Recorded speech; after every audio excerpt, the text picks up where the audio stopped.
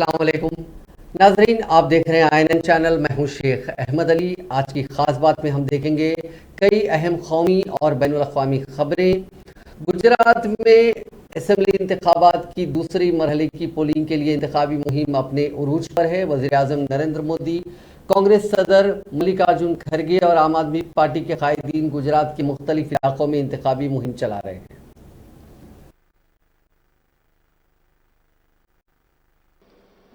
વિકાસના માટે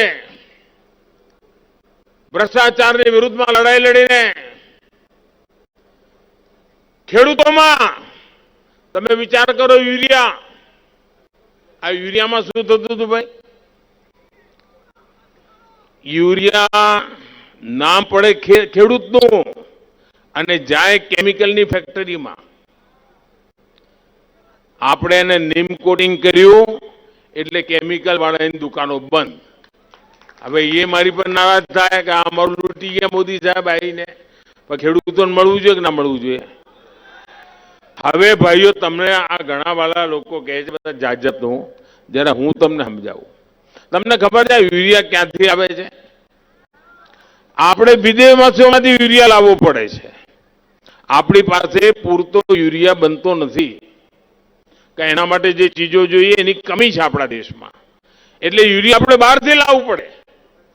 વિદેશોમાં હવે આ કોરોનાના કારણે, કોરોના લડાઈના કારણે કોઈ યુરિયા મોંઘું થઈ ગયું। આજે યુરિયાનો दुनियाમાં શું, इस देश को एक रखने के लिए हमने कुर्बानियां दी। इंदिरा गांधी जी इस देश को एक रखने के लिए ही अपने प्राण समर्पित की।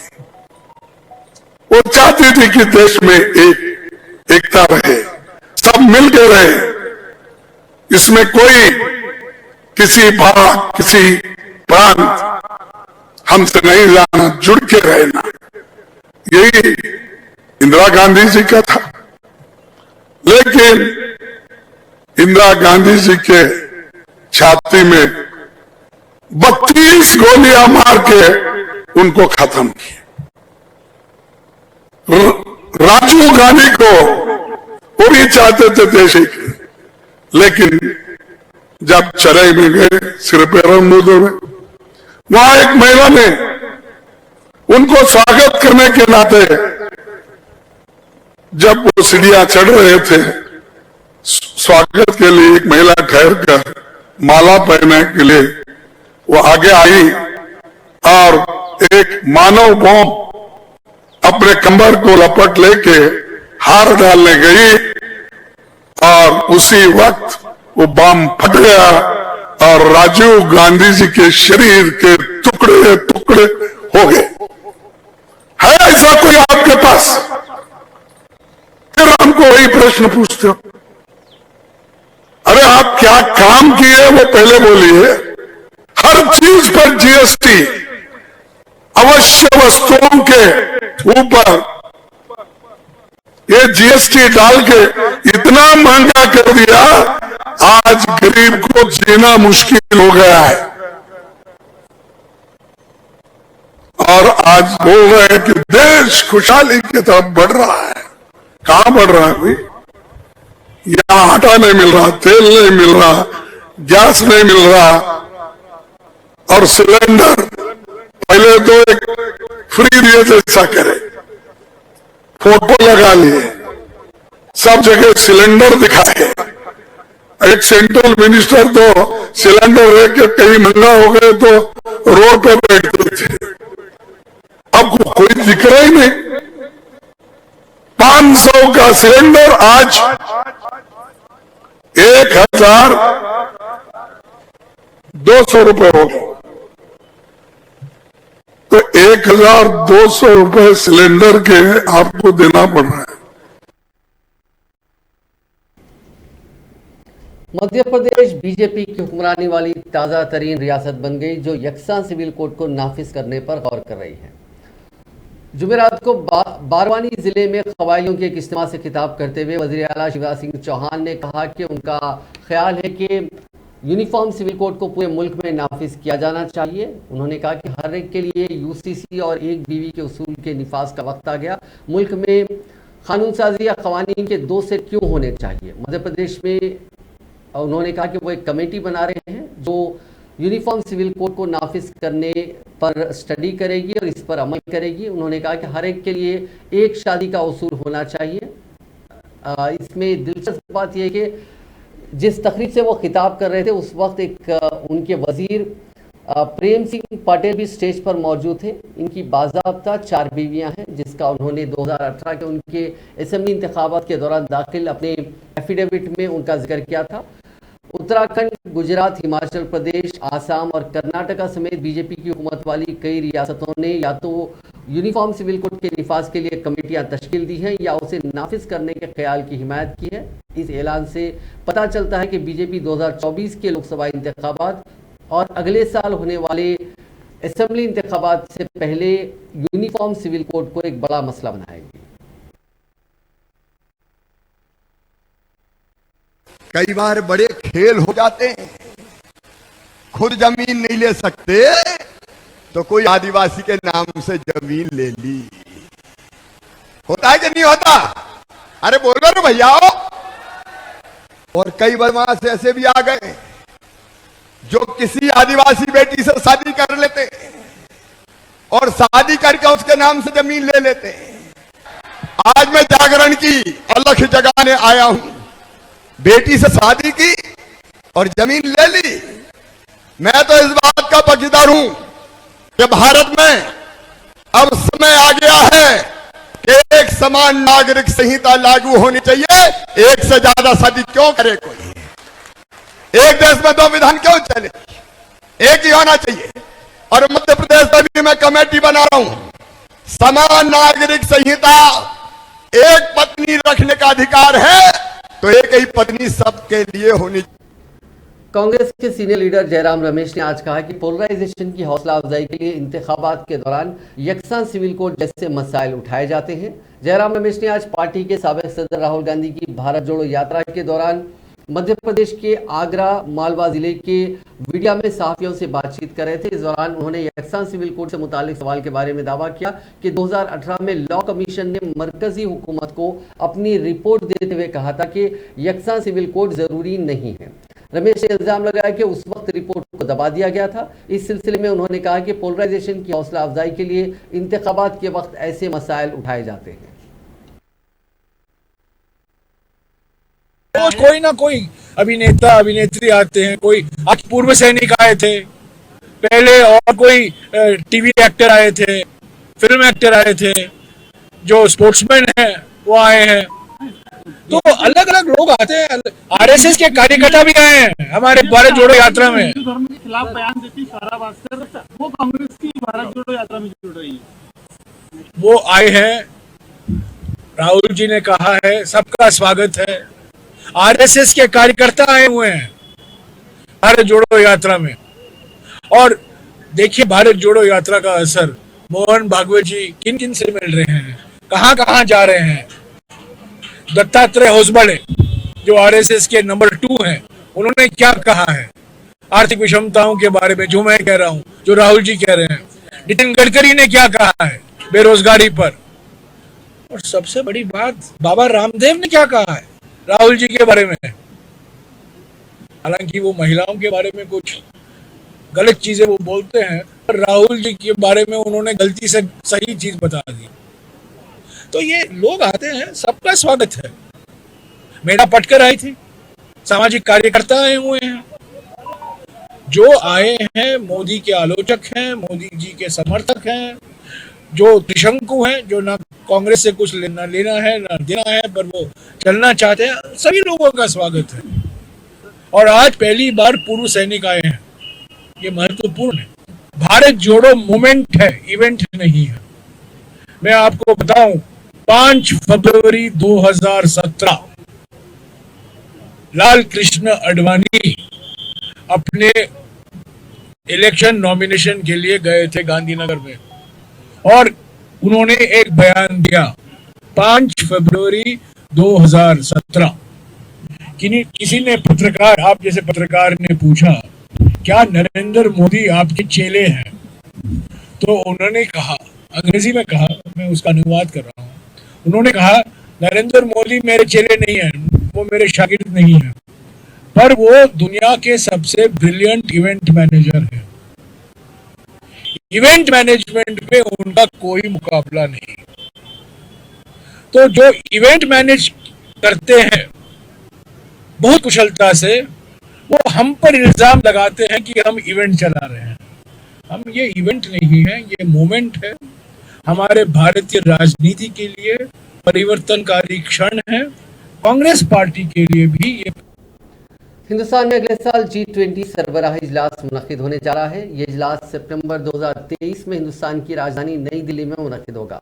वजीर आजम के मुताबिक G20 की चेयरमैनशिप मिलना फख्र की बात है और यह हिंदुस्तान के लिए बहुत बड़ा लम्हा होगा। उन्होंने अहले वतन से भी इस तकरीब में शामिल होने की अपील की। ताहम कांग्रेस ने इसे सिर्फ सियासी ड्रामा करार दिया। कांग्रेस के सीनियर लीडर जयराम रमेश ने कहा कि G20 की सरबराही बारी बारी से तब्दील होती है और हिंदुस्तान को उसकी चेयरमैनशिप मिलना तय था। कांग्रेस लीडर ने कहा कि अब तक अमेरिका, बर्तानिया, कनाडा, जनूबी कोरिया, फ्रांस, मेक्सिको, रूस, ऑस्ट्रेलिया, तुर्की, चीन, जर्मनी, अर्जेंटाइन, जापान, सऊदी अरब, इटली और इंडोनेशिया G20 की सदारत कर चुके हैं। बीजेपी पर तंज करते हुए जयराम रमेश ने कहा कि हिंदुस्तान को सिर्फ एक साल के लिए G20 की सदारत मिलने के बाद जिस तरह का हाई वोल्टेज ड्रामा किया जा रहा है, ऐसा अभी तक किसी और मुल्क ने नहीं किया। वज़ीर आज़म मोदी पर तंज कसते हुए कांग्रेस लीडर ने कहा कि मुझे एल.के. आडवाणी की वो बात याद आ रही है जो उन्होंने 5 जुलाई 2014 को कही थी। उन्होंने मोदी को एक शानदार इवेंट मैनेजर कहा था। हुकूमत की जानिब से G20 सरबराही इजलास का लोगो भी जारी कर दिया गया। इस लोगो में कमल का फूल नजर आ रहा है। कांग्रेस ने लोगो को बीजेपी के इंतखाबी निशान कमल का फूल होने पर एतराज किया। मध्य प्रदेश में राहुल गांधी की भारत जोड़ो यात्रा का आज 10वां दिन है। यात्रा आज आगर जिले में है। आगर पहुंचने पर पंडितों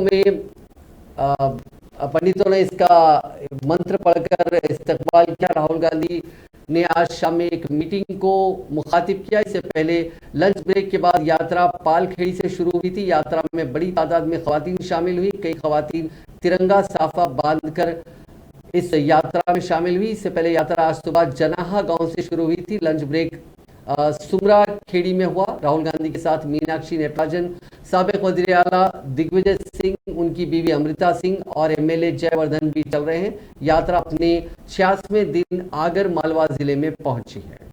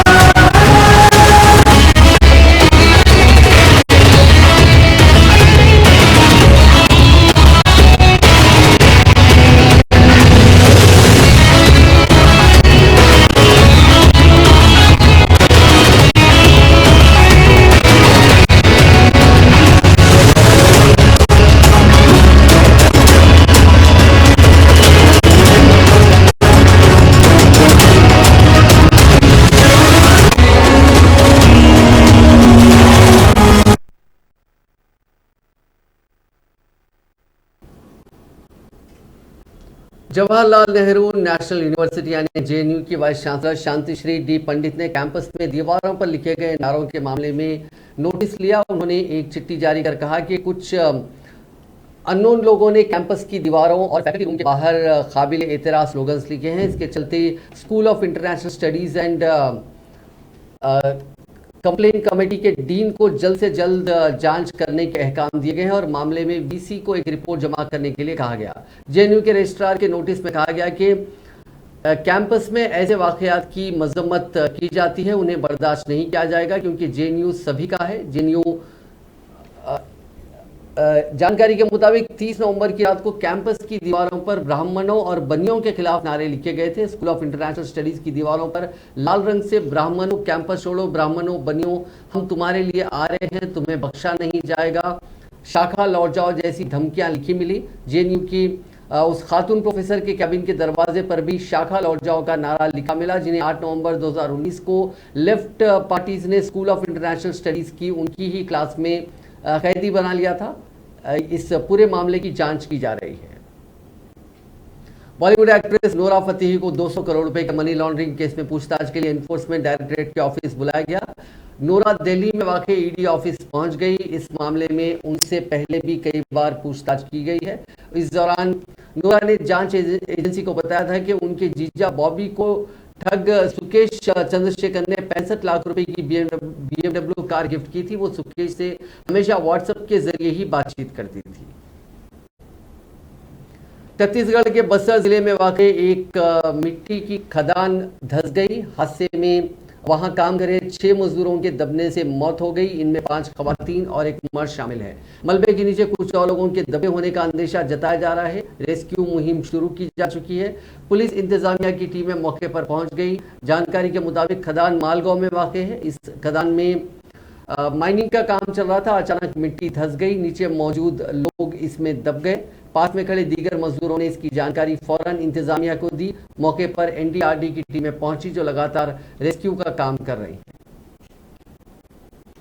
उत्तर प्रदेश के अलीगढ़ में नीलांचल एक्सप्रेस में एक बेहद चौंकाने वाला हादसा पेश आया। वहां पटरी पर पड़ा सब्बल ट्रेन की खिड़की तोड़ते हुए मुसाफिर की गर्दन में जा घुसा और सिर फाड़ते हुए निकल गया। मुसाफिर की मौके पर ही मौत हो गई। इस वाकये के दौरान ट्रेन की रफ्तार 110 किलोमीटर फी घंटा बताई जा रही है। ये वाकया डाबर सोमनाथ स्टेशन के बीच पेश आया। हादसे के बाद कंपार्टमेंट में चीख पुकार मच गई। लोग इधर उधर भागने लगे। किसी को कुछ समझ में नहीं आ रहा था कि आखिर ये कैसे हुआ। कुछ ही देर में कंपार्टमेंट का फर्श खून से लाल हो गया। इस बीच दीगर मुसाफिरीन ने चेन पुलिंग करके ट्रेन रोकी। जीआरपी और आरपीएफ को बुलाया गया। लाश को ट्रेन से बाहर निकालकर पोस्टमार्टम के लिए भेजा गया। रेलवे के मुताबिक हादसे में जान गंवाने वाले मुसाफिर का नाम हरिकेश कुमार दुबे है। वो सुल्तानपुर से गोपीनाथपुर गांव के रहने वाले थे। जुमेरात को घर जाने के लिए दिल्ली से सुल्तानपुर के लिए रवाना हुए थे। ट्रेन अलीगढ़ के सोमना पहुंचने वाली थी, तभी यह वाकया पेश आया। हरिकेश दिल्ली में मोबाइल टावर से जुड़ी कंपनी में टेक्नीशियन थे। वो ट्रेन के जनरल कोच में खिड़की के किनारे बैठे हुए थे। इस खतरनाक हादसे में हरिकेश के पास बैठी एक खातून बाल बाल बच गई। खातून अपनी सीट पर बैठी थी। सब्बल उनकी गर्दन को छूकर निकला।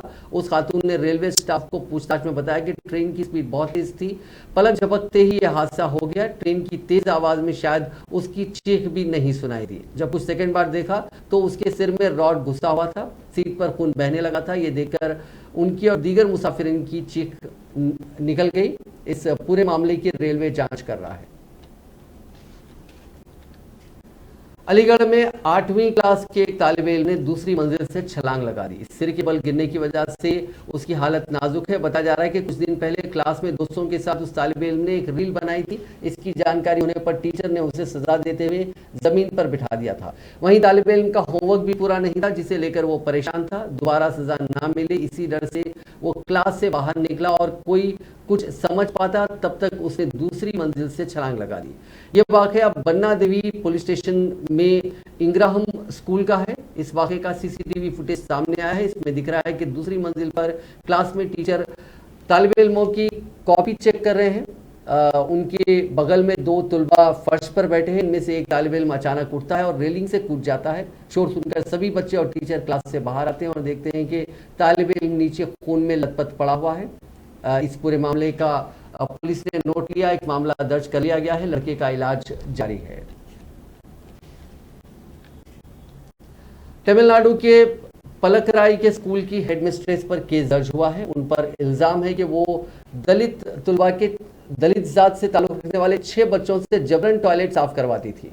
मुलजिम जयंती नाम की खातून ने ये इल्जामात लगाए हैं। जयंती का बेटा भी टॉयलेट साफ करता था। इसी दौरान उसे मच्छरों ने काटा और उसे डेंगू हो गया। पुलिस ने खातून की शिकायत पर पलकराई पंचायत यूनियन स्कूल की हेडमिस्ट्रेस के खिलाफ SC/ST एट्रॉसिटीज और जुवेनाइल जस्टिस एक्ट के तहत मामला दर्ज कर लिया। ये बात तब खुली जब 5वीं में पढ़ने वाला बच्चे को डेंगू हो गया। बच्चे की मां जयंती उसे हॉस्पिटल ले गई। उसने बच्चे से पूछा कि उसे डेंगू कैसे हुआ, तो उसने बताया कि स्कूल टॉयलेट साफ करते समय उसे मच्छरों ने काटा था। इसके बाद जयंती ने पुलिस में हेडमिस्ट्रेस गीता रानी के खिलाफ शिकायत दर्ज करवाई। 1000 फीट की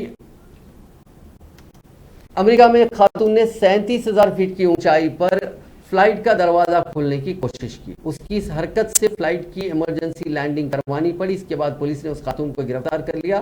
खातून ने फ्लाइट का दरवाजा खोलने की कोशिश क्योंकि ये जानकर लोगों के होश उड़ गए। खातून ने कहा कि उसे ऐसा करने के लिए जीसस ने कहा था। यह वाकया 26 नवंबर का बताया जा रहा है। हाल ही में पुलिस ने इस वाकये की पूरी जानकारी US डिस्ट्रिक्ट कोर्ट में दी, जिसके बाद ये खबर सामने आई। एक पुलिस अफसर ने कहा कि साउथ वेस्ट फ्लाइट 192 टेक्सास के ह्यूस्टन शहर से ओहायो के कोलंबस जा रही थी। इसमें सवार 34 साल की एलोम एगब्रेगनी अचानक फ्लाइट का दरवाजा खोलने लगी। एक पैसेंजर ने उसे रोकने की कोशिश की तो उसने उस शख्स को काट लिया। फ्लाइट अटेंडेंट ने जब उससे पूछा कि वह ऐसा क्यों कर रही है तो उस खातून ने जवाब दिया कि जीसस ने उसे ऐसा करने के लिए कहा।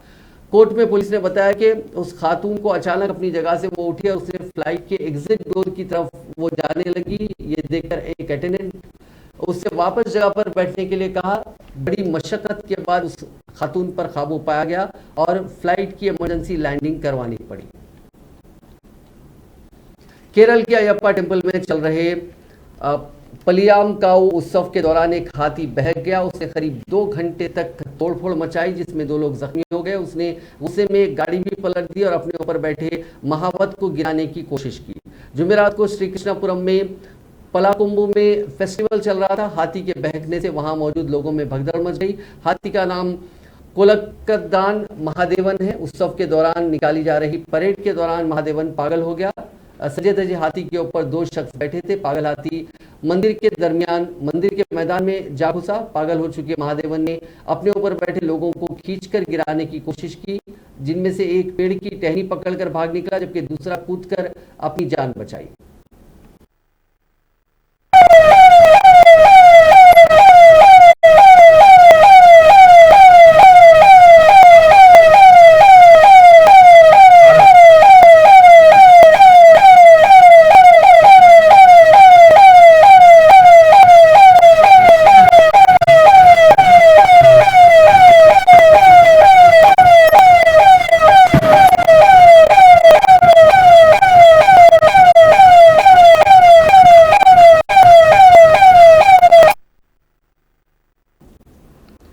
पंजाबी सिंगर सिद्धू मूसेवाला के मर्डर के मास्टरमाइंड गोल्डी बरार को अमेरिका के कैलिफोर्निया में हिरासत में ले लिया गया। राय के मुताबिक गोल्डी को 20 नवंबर या इससे पहले डिटेन किया गया। हालांकि अभी तक इसके बारे में कैलिफोर्निया पुलिस ने सरकारी तौर पर कोई बयान नहीं दिया। रिपोर्ट्स के मुताबिक अमेरिकी जांच एजेंसी FBI ने हिंदुस्तानी एजेंसियों से बात की है। बताया जा रहा है कि गोल्डी को हिंदुस्तान भेजा जा सकता है। गोल्डी बरार के खिलाफ पहले ही 2 पुराने मामलों में रेड कॉर्नर नोटिस जारी हो चुका है। वो कुछ दिन पहले ही कनाडा से सियासी पनाह के लिए कैलिफोर्निया भागा था। पंजाब के CM भगवंत मान ने गोल्डी की गिरफ्तारी की तस्दीक की है। सुबह की न्यूज है जो कि कंफर्म न्यूज है, मैं being a head of state ये बता रहा हूं कि जो कनाडा में एक बहुत बड़ा गैंगस्टर बैठा था जो सब गैर सामाजिक कार्रवाइयां करवा रहा था, पैसे भेज रहा था या कुछ भी, गोल्डी बरार, उसको अमेरिका में डिटेन कर लिया गया है। हम पंजाब की सोशल बॉन्डिंग को टूटने नहीं देंगे। पंजाब की सोशल बॉन्डिंग इतनी मजबूत है, इसको तोड़ने की बहुत बार कोशिश की गई है दुश्मनों द्वारा, नहीं टूटेगी। ये गैंगस्टर कल्चर बड़ी जल्दी, मैं पहले बोल चुका हूं, पंजाब में बड़ी जल्दी गैंगस्टर कल्चर आपको खत्म मिलेगा। वो बाहर बैठे हैं, इसलिए हमें थोड़ा थ्रू द चैनल जाना पड़ रहा है। रिसेंटली अभी हमने गोल्डी बराड़ को रेड कॉर्नर नोटिस जारी करवाया था होम मिनिस्ट्री से, तो अभी हमें पता चला है वो डिटेन हो गया। जल्दी ही उसको यहां पे लाया जाएगा। बड़ी बड़ी हत्याओं में उसका हाथ है और कानून के मुताबिक उसको सख्त से सख्त सजा मिलेगी और परिवारों को इंसाफ मिलेगा। आज सुबह की न्यूज है, जो कि कंफर्म न्यूज है, मैं being a head of state ये बता रहा हूं कि जो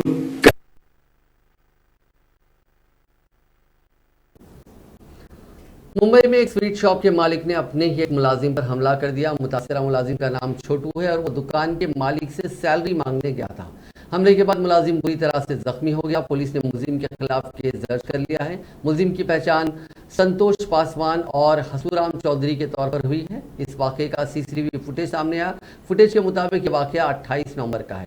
सीसीटीवी में दिख रहा है कि दुकान पर पहले से दो लोग काम कर रहे होते हैं, तभी लाल और ब्लैक टी शर्ट पहने दो लोग उसके पास आते हैं। दुकानदार और छोटू जो कि लाल रंग की टी शर्ट में है, उसके बीच सैलरी को लेकर पहले बहस होती है। उसके बाद दुकानदार छोटू की पिटाई कर देता है। छोटू के सिर और पेट में संगीन चोटें आई हैं। जिस दुकान पर यह वाकया हुआ उसका नाम A1 स्वीट मार्ट है। वो नवी मुंबई के कलम्बोली कॉलोनी के सेक्टर 1 में वाक़ है। छोटू ने पुलिस को बताया कि वो उसी दुकान पर काम करता था। उसने दुकान में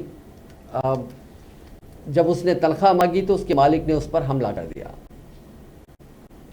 हिंदुस्तान ने अगले एक माह के लिए अक़वाम मुत्तहिदा की सलामती काउंसिल यानी UNSC की सदारत संभाल ली है, जिसमें हिंदुस्तान की पहली तरजीह दहशतगर्दी का मुकाबला करना और कसीरुल जहती को फ़रोग़ देना होगा। इस मौके पर अक़वाम मुत्तहिदा में हिंदुस्तान की मुस्तक़िल मंदूब रुचिरा काम्बोज ने बताया कि हिंदुस्तान किन मसाइल पर आगे बढ़ना चाहता है। उन्होंने कहा कि हिंदुस्तान को किसी से सीखने की ज़रूरत नहीं है कि जमहूरियत के बारे में क्या करना है।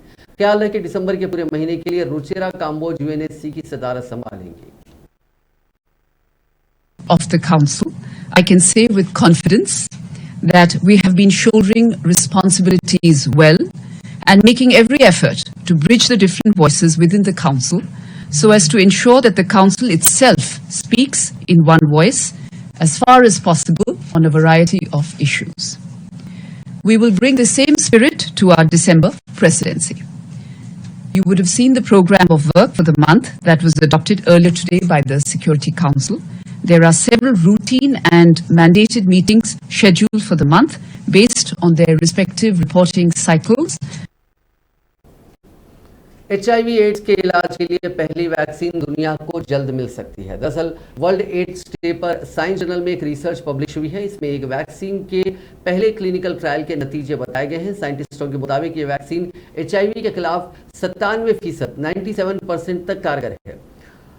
एक्वायर्ड इम्यून डिफिशियंसी सिंड्रोम की बीमारी ह्यूमन इम्यूनो डिफिशियंसी वायरस से यानी HIV से होती है। माना जाता है कि वायरस चिंपैंजी से इंसान में 20वीं सदी में ट्रांसफर हुआ था। ये एक सेक्सुअल डिजीज है और मरीज के सीमन, वजाइनल फ्लूइड और खून के राब्ते में आने से फैल सकता है। फिलहाल इसका इलाज, कोई परमानेंट इलाज मौजूद नहीं है। इस वैक्सीन का नाम EOD-GT860 उमेर है। रिसर्च में 48 सेहतमंद लोगों पर इसका ट्रायल किया गया जिनकी उम्र 18 से 50 साल के बीच थी। 18 लोगों को पहली खुराक 20 माइक्रोग्राम की दी गई थी। इसके 8 हफ्ते बाद उन्हें उतनी ही खुराक दूसरी बार दी गई। वहीं अगले 18 लोगों को 8 हफ्ते के गैप में 100 माइक्रोग्राम के 2 डोज दिए गए थे। बाकी बचे 12 लोगों को भी ये डोज दी गई थी। मुख्तलिफ टेस्ट किए गए। रिसर्चर्स ने पाया कि जिन 36 लोगों को वैक्सीन दी गई उनमें से 35 लोगों में वैक्सीन का पहला डोज देते ही असर दिखाई दिया।